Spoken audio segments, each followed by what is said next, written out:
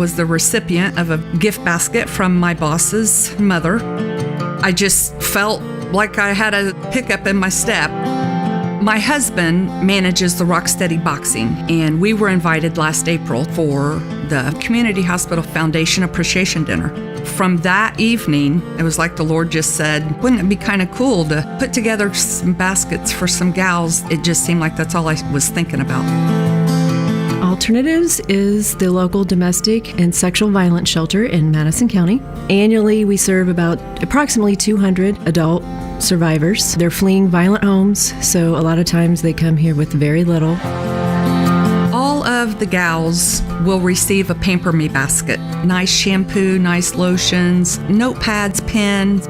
Once those girls go through the program and they're ready to transition out on their own, they will be the recipient of Home Sweet Home baskets. Just basics to get them started. A crock pot full of kitchen utensils, hamper full of sheets, towels, cleaning supplies, just for something to get them started once they transition.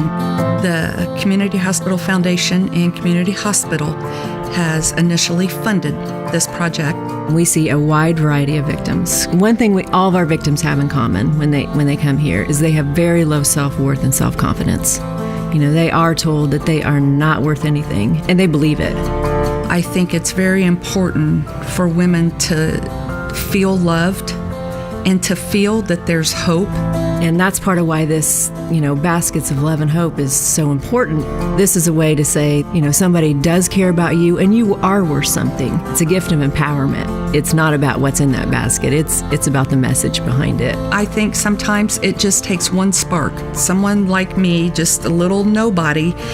I have a community of folks at Community and the foundation that's willing to support an idea that I came up with. It gives me energy to continue on with the project.